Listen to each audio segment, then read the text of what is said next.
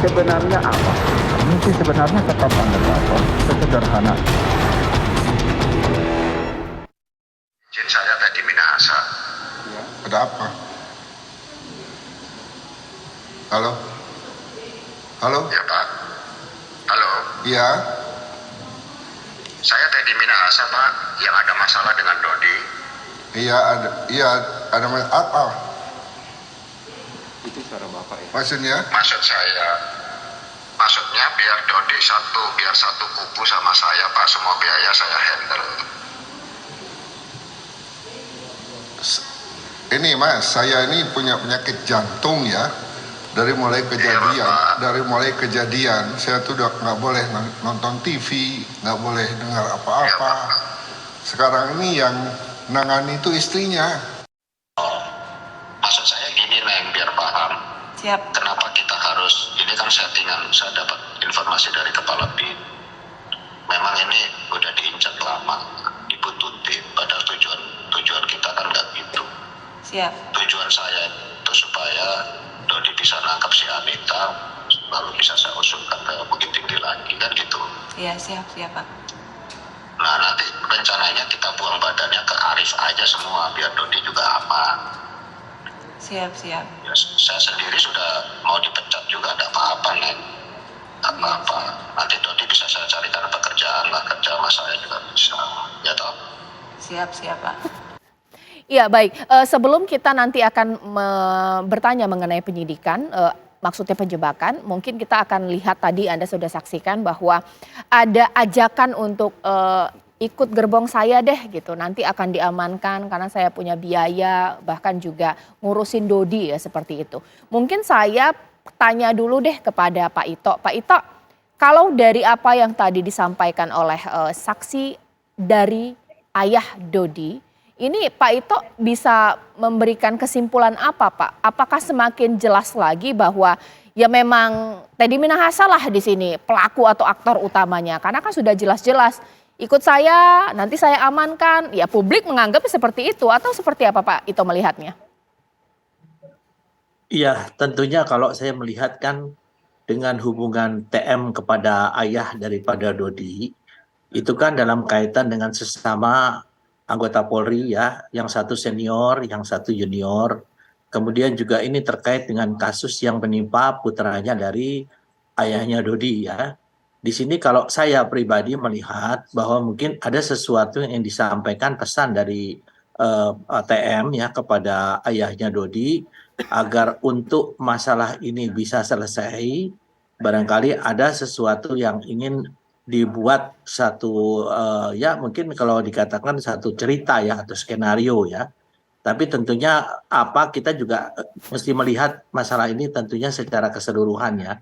Karena saya juga melihat bahwa bagaimanapun juga ayahnya Dodi ini kan saat ini juga selain beliau adalah purnawirawan juga perwira tinggi dan saya juga sangat mengenal baik dengan beliau karena bekas pimpinan saya. Baik. Tentunya di sini kan juga kita masyarakat juga akan bisa menilai apakah ini memang ada satu ajakan ya untuk membuat masalah ini selesai ya tanda kutip dengan tidak melalui satu prosedur ataukah memang ini ada sesuatu yang memang diciptakan dikreasikan menjadi satu peristiwa yang sebetulnya bukan begitu ceritanya ya. Oke. Saya kira itu Mbak Caca ya, kalau menurut saya ya. Ya saya ke Mas Reza. Mas Reza, ini juga ada kaitannya dengan klaim sepihak dari Teddy Minahasa bahwa dia sebenarnya mau menjebak itu Mami Linda gitu. Tiba-tiba kemudian Dodi terkena dalam rentetan kasus ini. Tapi di lain sisi ada keterangan dari ayah bahwa justru malah ingin merekayasa kasus. Ini kan jadi sesuatu dua yang berlawanan, seperti apa Mas Reza? Penasihat hukum yang bertanya kurang lebih bagaimana pandangan ahli, artinya pandangan saya terkait dengan penjebakan oleh personil penegakan hukum. Saya katakan begini, sepanjang yang saya ketahui ada dua jenis penjebakan. Memang kata penjebakan itu menurut saya kosakatanya terlalu simplistis. Mencakup semua hal, tidak sungguh-sungguh merepresentasikan kompleksitas penjebakan itu sendiri. Jadi ada dua jenis penjebakan, Mbak Caca.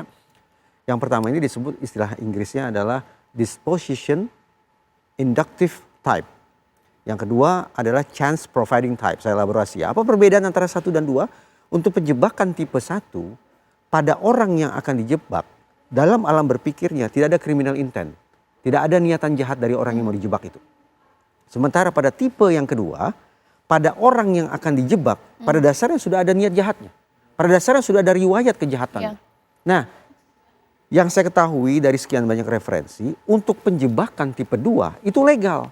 Kenapa? Karena aparat penegak hukum sudah bisa membaca, sudah bisa mendefinitifkan bahwa terhadap orang yang akan dijebak ini pada dasarnya sudah sekali lagi punya niat jahat atau sudah punya riwayat jahat. Namun langkah-langkah yang katakanlah konvensional tidak cukup mampu meringkus dia.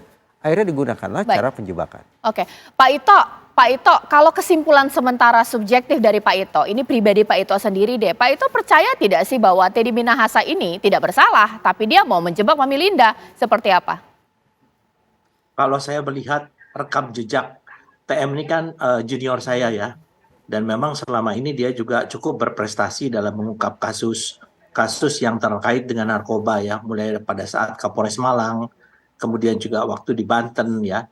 Saya melihat di sini apa yang disampaikan oleh Bang Reza tadi yang menarik adalah yang kedua ya, bahwa menjebak ini kan salah satu teknik sebetulnya yang dilakukan oleh kita untuk mengungkap satu kasus kejahatan yang rumit ya, khususnya narkoba.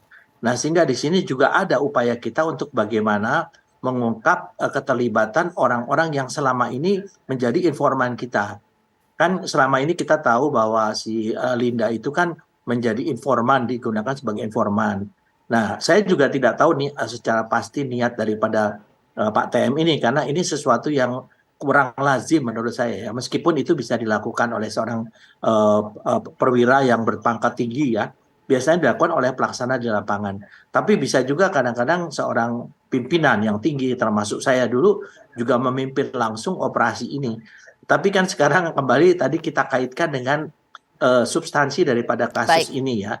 Mungkin di sini kita lihat bahwa apakah betul dari skenario untuk menjebak yang bersangkutan itu bisa dipertanggungjawabkan secara teknis ya, teknis tentunya sesuai dengan SOP atau tidak. Karena kembali lagi bahwa informan ini biasanya kadang-kadang bisa menjadi orang yang berkhianat ya. Tentunya kita juga harus segera mengamankan agar dia tidak menjadi sesuatu yang dilindungi ya, seolah-olah atau apa namanya dikatakan hidden protection ya, by law dan juga by police ya. Tentunya kita juga ingin menjebak supaya orang ini bisa terungkap.